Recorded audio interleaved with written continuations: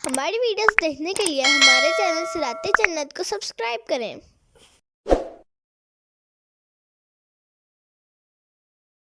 قل أرأيتم إن كان من عند الله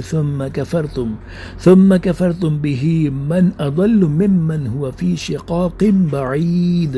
ترجمہ کنز عرفان، تم فرماؤ بھلا دیکھو کہ اگر یہ قرآن اللہ کے پاس سے ہو پھر تم اس کے منکر بنو تو اس سے بڑھ کر گمراہ کون جو دور کی ضد و مخالفت میں ہے۔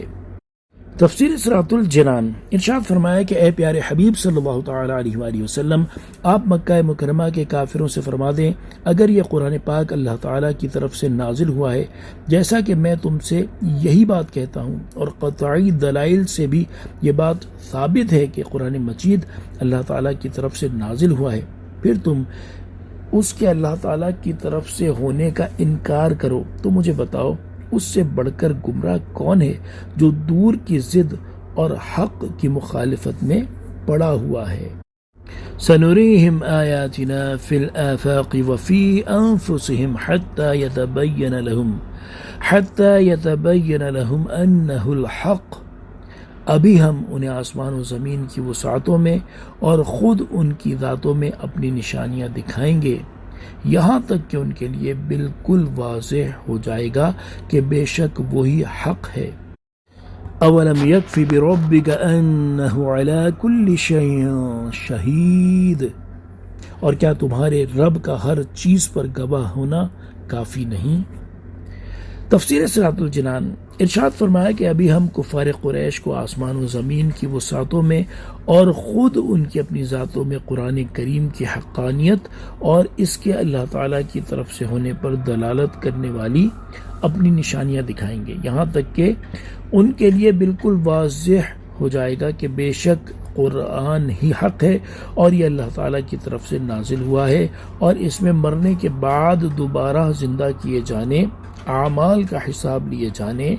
اور ان کے کفر پر ان کو سزا دیے جانے کا جو بیان ہوا ہے وہ بھی حق ہے۔ اور اے حبیب صلی اللہ تعالی علیہ وآلہ وسلم،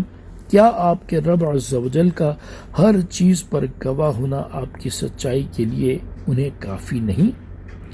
آفاقی نشانیوں کے بارے میں ایک قول یہ ہے کہ ان میں مراد سورج، چاند، ستارے، نباتات اور حیوان ہیں کیونکہ یہ سب اللہ تعالیٰ کی قدرت اور حکمت پر دلالت کرنے والے ہیں۔ حضرت عبداللہ بن عباس رضی اللہ تعالی عنہما فرماتے ہیں کہ ان نشانیوں سے مراد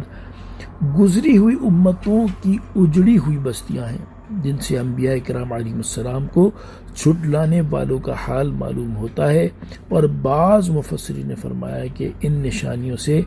مشرق و مغرب کی وہ فتوحات مراد ہیں جو اللہ تعالیٰ اپنے حبیب صلی اللہ تعالی علیہ وآلہ وسلم اور ان کے نیاز مندوں کو عن قریب عطا فرمانے والا ہے۔ کفار کی نشانیوں سے مراد یہ ہے کہ ان کی ہستیوں میں